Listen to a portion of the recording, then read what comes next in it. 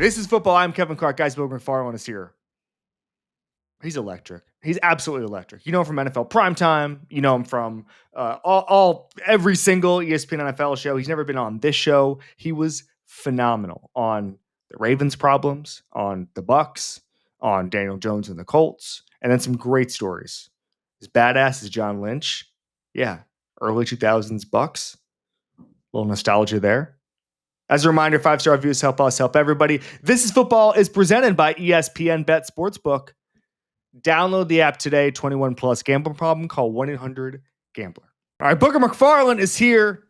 NFL, ESPN analyst, NFL Primetime on Sunday nights, which is, as listeners to the show know, I have to, Booger, I'm watching the show when we start recording your show on Sunday night with Chris Berman, and I literally have to turn it off because I'm so distracted because it's such a good show. I just want to watch it, and I have to turn it off. I want to start here. I grew up watching that show. You probably watched that show since you were a player. Take me through being a steward of that show and being on it and doing it every Sunday night with Boom. Yeah, well, first of all, thanks for having me, man. Like I pinch myself every time I get to do that show with Boom, man. Like my first time doing it, I almost forgot to talk because I was just sitting there staring at him and just, because nobody reads a highlight quite like him. And No. it's just a reminder to me every time that sports are fun. Yeah. Anyone can turn on the television and watch, but they watch us and they listen to us for entertainment. Our job is to entertain. We are the E in ESPN. And so he epitomizes that like no other. It's a cool show, man, because you get an opportunity to get caught up on sports, not sports, but the NFL in a matter of 3 minutes. And it's so cool because my job, as I tell him all the time, he does his deal. And when he needs to take a breath to keep living, then I jump in. Because he like that's exactly what I tell him, because he's going and he's in a groove, man. It's really fun. I watched the show growing up because you could literally catch up on a game in 3 minutes. Yeah. And I think that was the cool part about it. And unlike some other things that have come along in our industry, like Jacked Up, and all these different things that kind of went away because they were not necessarily politically correct. Yeah. NFL Primetime has kind of stayed the same. Like it's been a tried and true. And, when I got the call to do it, especially, taking over for Tom Jackson, I called him and just told him thank you and tell me what to do. He just like, man, be yourself. And so it's been a cool deal to be a steward of a show that I got an opportunity to watch and take part of for years. I probably shouldn't get too far down this road, but whenever I do these shows, and I've been doing more of NFL Live and your get-ups and stuff, sometimes the night before when I'm prepping, just to get in the mindset, I will watch old 90s episodes just to see it, just to see what it looks like, because you're supposed to do that. You're supposed to be Chris Berman in 1995, total command, and it is just such an amazing show, and I just love it, and I love it every Sunday when you guys do it, and I can't thank you guys enough for continuing it. All right, let's talk about football. Number one thing. So I did a mea culpa on Sunday night because I had said, I believe it was on First Take, didn't think Baker Mayfield could win a Super Bowl. All respect to Jason Light and how they did it. I hand up completely wrong, just completely wrong. Baker Mayfield and this Bucs team absolutely can win the Super Bowl, especially if they get Tristan Wirfs back. I'm curious, Boog, is there anything that you've changed your mind about, a take or anything like that going into that you had going into the season, that through 6 weeks you've said, okay, you know what, I'm starting to see the vision here? Well, man, there's several things. I say change my mind. I mean, I got a list of things. Number one, we all said, hey, nothing Baltimore does in the regular season is going to affect us. It's about what they do in January. Well, guess what? I don't think they're making it to January because it's simple math. Baltimore's 1-5. Okay, that's 6 games. They got 11 games left. Mathematically, if they can go 9-2, they maybe 8-3. But do we really think this Ravens defense is good enough to do that? I don't. So I don't think Baltimore's getting in. I think number two, I said before the season that if Indianapolis got competent quarterback play, they were a playoff team. I need to revise that. Not only are they getting competent quarterback play, Daniel Jones is playing like a Pro Bowler. Indianapolis can beat anybody because, and I want you to hear me when I say that. They got speed and athleticism on offense. Okay, when you talk about Pierce, Pittman, Downs, Jonathan Taylor can run the football. They can play in any weather. The offensive line is good. And defensively, general manager Chris Ballard, he's always been a height, weight, size, speed guy. Yep. So they got a ton of athletic freaks on defense. Like they got long corners, they got linebackers that can run, they got defensive linemen that are big, fast, physical freaks.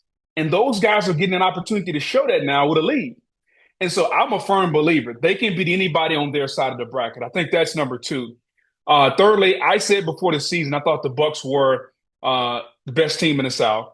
Yeah. I think the Bucs are may be the best team in the NFC. Yeah. If they're healthy, Kev, if they're healthy, meaning, they got Wirfs back, if they can get Gedeke back, the right tackle, if they can get some other guys back, if they can get Godwin to stay healthy, if you can get Mike Evans back, if you can get their pieces together, they can beat anybody. That's the Eagles, that's the Rams, that's the Lions, that's the Packers. They can beat anybody. And through 1/3 of the season, Baker Mayfield is the MVP. And I think thirdly, I thought, and I don't want to be negative because it's only 6 games in. I thought that I would see better development / execution from the Jets. And maybe that's a little biased because Aaron Glenn is a friend of mine. I know what type of coach he is. Somehow there's a disconnect between his acumen as a coach and the talent they have on the team. Yeah. I don't know what it is, but I don't think there's any reason for that team to be, what are they, 0-6 now? Like there's there's no reason for that to be 0-6. So there are some things that I think I was both right and wrong on, both negatively and positively. All right, I want to talk about Baltimore because I'm with you. I picked them to win the Super Bowl.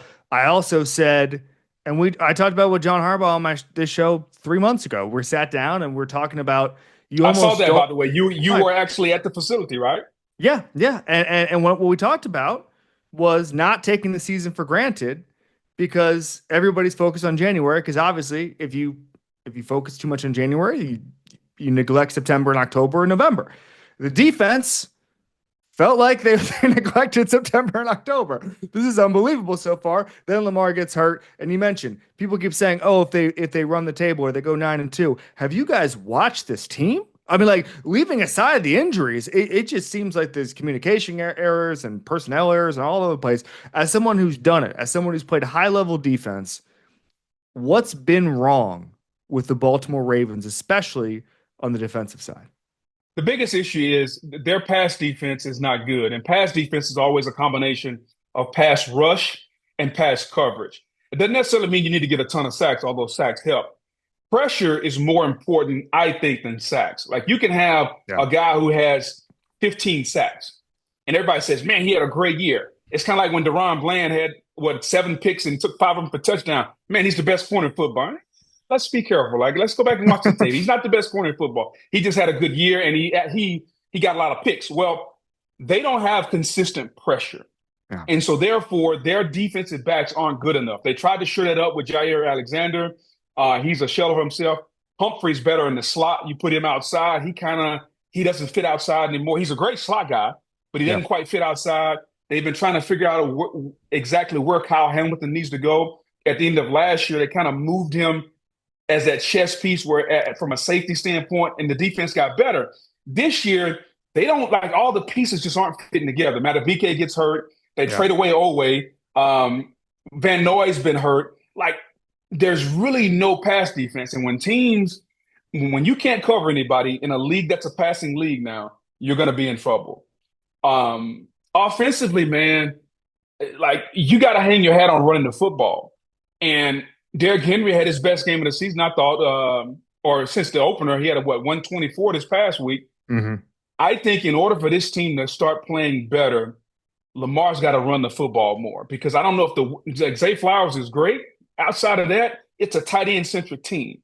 Mm-hmm. And so if you're Baltimore, let's go back to the old Baltimore. Lamar run it, Derrick Henry run it, then Lamar run it some more. And then when you gang up on that, let's throw it deep to Zay Flowers. And, oh, by the way, we still have Andrews across the middle.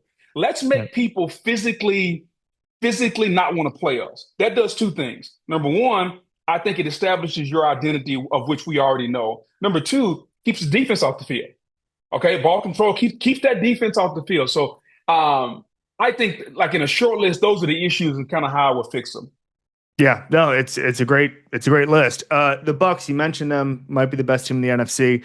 For me, I just think it goes back to team building because it sounds so stupid, and I don't mean it to come off stupid, but they draft good football players and they Yeah. draft guys where it's just like I always go back. There's a line from Billy Bean in Moneyball: "If you have to do something, you're screwed."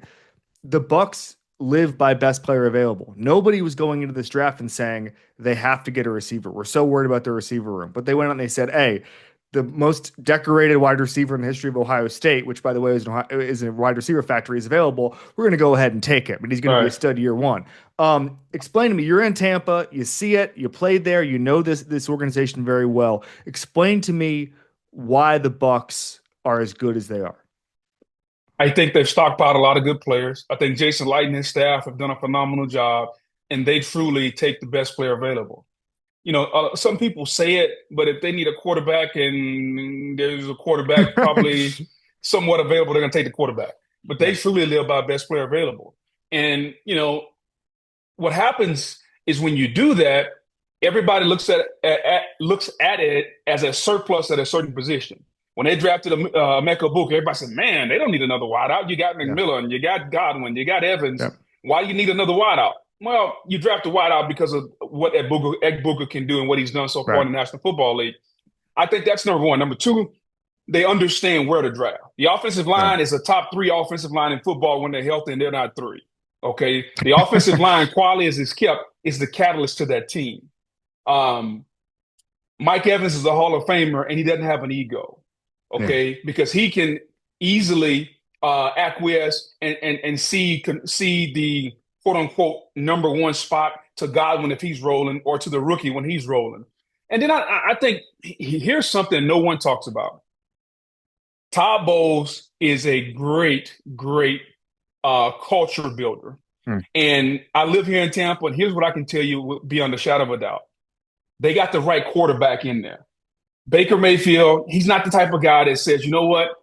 I did this. Now I need to make 52 million like Tua." Mm-hmm. He easily could say that. Baker is Yeah. happy. Baker's content. His wife loves it here. It's the classic case of guys who are happy where they are. They're enjoying playing with each other, and they enjoy coming to work. And I think a large part of that is how Todd built the culture. Todd doesn't say a lot, especially to the media. But inside the locker room, it is a player's locker room.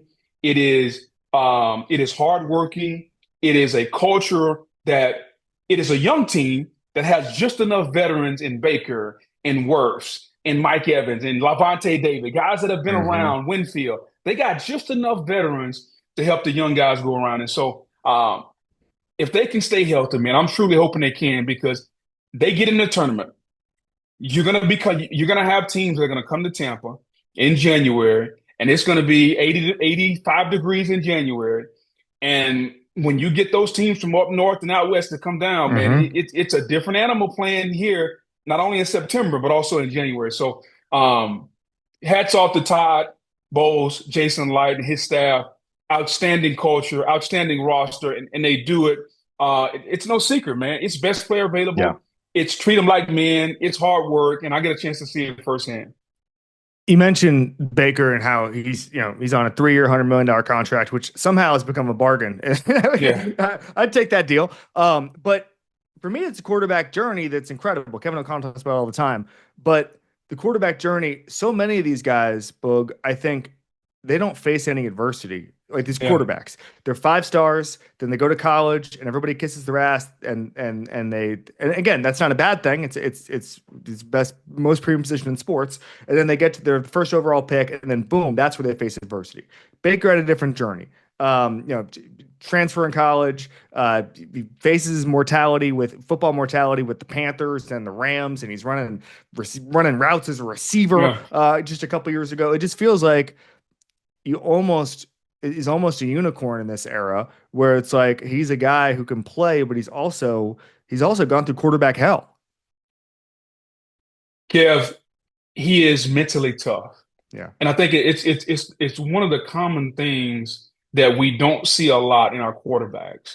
We always look for arm strength and velocity and hand size, and can he throw a wet ball? I think it's the things that you can't define and the things you can't measure Yeah. that make the best quarterbacks. Decision making. Okay, that's number one. Number two, under duress, can he be accurate? There's really only one way to put a quarterback under duress, and that's with the ability to know that your head can get knocked off. You can't do that at the combine. You can't do that with the little test. You got to put him in the fire, and you got to watch the tape, and you got to see when his head is about to get knocked off, can he be accurate? Yeah. And I think the last thing is mental toughness. To your point, has he been hardened? Has he been seasoned? Has he gone through some things in life? Has he experienced failure? Okay, because to your point, a lot of these guys go 5-star number one pick, and they get in the National Football League, and the moment the media says, "Well, he sucks," he goes in a shell. Mm-hmm. Baker has been through a little bit of hardening. Mm-hmm. Cleveland, you got too many commercials. You got more commercials than you do wins, blah, blah, blah. I can go on and on and on and on. And now he's at a point where he appreciates where he's at. He's not trying to go out and get the next commercial or the next contract. He's trying to get the next win because he's happy that somebody wants him. And Tampa Bay truly wants him. And going back to the Jason Light deal, him and Todd, how do you go from Brady and figure out what you're going to do next? You get Baker on a 1-year deal, and all of a sudden, lightning strikes, and now you got Baker on probably the most team-friendly deal in sports based on production and based on what he could do. Because if he continues this, he's going to win the MVP. And if he wins the MVP, and I don't know where he ranks on the quarterback pay chart, but it's not top 15. I don't think it is. So Baker is amazing, man. And it's a true test in sports of what happens when you go through the fire and you come out on the other side and you learn a lesson and you appreciate everything that you go through. And I think there's an appreciation for him now going to work every day, having an organization that says, you know what, we want you here. Yeah. And I think that means something to him. I completely agree with you. This is Betting is brought to you by ESPN Bet Sportsbook. Bet $10 to get $100 in bonus bets when you use promo code Clark. 21 plus. Gambling problem? Call 1-800-GAMBLER. All right, a lot of success the last 2 weeks. Don't ask me about picking Oregon over Indiana. I doubted Cignetti. Kurt Cignetti, I will never doubt you again. I Googled, do you win? You were right. You were right. He's doing something nobody's ever done in the modern era. 72nd ranked roster by talent in America, and he's got him playing top 3, maybe top 1. But that's not what we're talking about here. We're talking about 2 bets. We're going to start in the pros. Rams favored in London by 3 points over the Jaguars. I think this Rams team over the next month or so is going to establish itself as the best team in football. Weird game last week against the Ravens team. They didn't have to put a ton of effort into beating. Disjointed, didn't look good early on. That changes against this Jaguars team. I love this Rams team. London games are always a little weird, but give me Los Angeles here. LSU is going to play at Vanderbilt. They're 2.5-point dogs. Again, I'm betting on talent here. I think this LSU team is a lot better than they've shown this year. I think if Garrett Nussmeier has any semblance of health, they're actually a national contender, or they can play like a national contender. I still think the SEC is going to get very complicated when you look at the back half of everybody's schedule. Everybody's got like 5 ranked teams. LSU has a ranked team this weekend in Vanderbilt. I like LSU.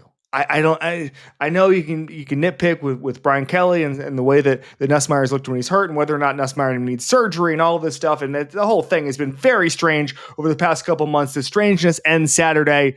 LSU plus 2.5. All right, let's do some rapid fire. So here at Omaha Productions, we're run by Mr. Peyton Manning. You won a Super Bowl with him. Well, people come up to you and say, tell me something about Peyton Manning. Tell me the story that defines him. You practiced against him. I love You're in the locker room with him. What are you telling them? So Indianapolis at Baltimore. This was the divisional game because we beat Kansas City in the wild card. Divisional game, Indianapolis at Baltimore. They got Ray Lewis, Ed Reed, all those guys. We go on offense first. And like the first couple series of the game, Peyton, I think he threw a pick and probably should have thrown 2 more. And if you remember, I had just gotten traded there that year. Yeah. So I'd only been there. I got there in October, so this is mid-January. And so I'm saying to the defensive guys, hey, is somebody going to tell him just not to throw it to the other team today? Like, if he doesn't throw it to the team, they can't move the ball. Like, literally, they can't move the ball. Baltimore had 3 field goals the entire game, just to fast forward and just to show you what I'm talking about. So here we are, middle of the first quarter, and he's thrown 1 and probably should have thrown 2 more. And I'm like, does anybody go up to him and say anything? And they're like, nah. I walk up to Peyton. I say, hey, bud. He knows who I am. I say, hey, man, hey, just don't throw it to the other team today, man. And I think we're gonna be okay. He looked at me like I had four heads. Like, who is the nose tackle who just got here 4 months ago telling me what to do with the football? And I was dead serious, Kev. Like, I mean, when I say I was dead serious, I'm like, just don't throw it to the other team. I'm telling you right now, based on what I've seen from Steve McNair and Jamal Lewis, they aren't going to score touchdowns today. And he looked at me, and I kind of walked off, but I made sure I got my point, and he made sure he looked at me like, get the hell away from me. I tell people that story all the time. Then I also tell him, hey, big guy, I had to come to Indianapolis for you to win a Super Bowl. Now, you won one afterwards, but your first one, you owe me a little bit, Yeah, exactly. You were the missing piece. You were the missing piece. Somebody had to tell him. Well, Peyton was great, man. Unreal dude. Welcomed me to Indy, unlike any other. It was a special group up there. Another place where the culture was really, really good. Love that. If you could wave a wand and have the casual NFL fan who just sits down at 12:55 on a Sunday understand something about defensive line play, what would it be? Is you don't have to be the biggest to play defensive line. Football is still, no matter how much the game has changed, it's still low man wins. It's still quickness. And the closer you play to the ball, the more you need to use your hands. And so when you have guys who are over the center, I just wanted to get my hands on the center really quick. It's like a steering wheel. If I get my hands on the steering wheel, I can take you where I want to go. The further you slide out, then it becomes a length game with speed and athleticism. But Aaron Donald, on a good day, Aaron Donald is 6'1", 270. Poona Ford, 5'10", 295. Grady Jarrett, 6 foot, 285. Like, I can go on and on. Some of the better defensive tackles that have played this game are 6 foot, 290 pounds. I'd rather be quick than big. I'd rather be athletic than strong. And I think those are things that people probably don't know. Now, you have to have a baseline, obviously, whatever. Yeah. But if you ask me to choose which one I'd rather be super athletic than super strong. Okay. 2002 Bucs. I always feel like sometimes NFL doesn't appreciate its history enough. And the 2002 Bucs, I was down the road in Orlando watching that team. An absolute problem. Can you tell me the moment or the story that you think defines how dominant those teams were in the early 2000s? Well, I'll tell you one, and it didn't happen the Super Bowl year. It happened actually my rookie year.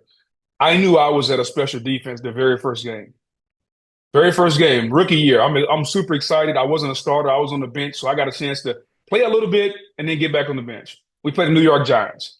All right, I want to say that was Kerry Collins, or it might have been. Our defense, I want you to hear these numbers.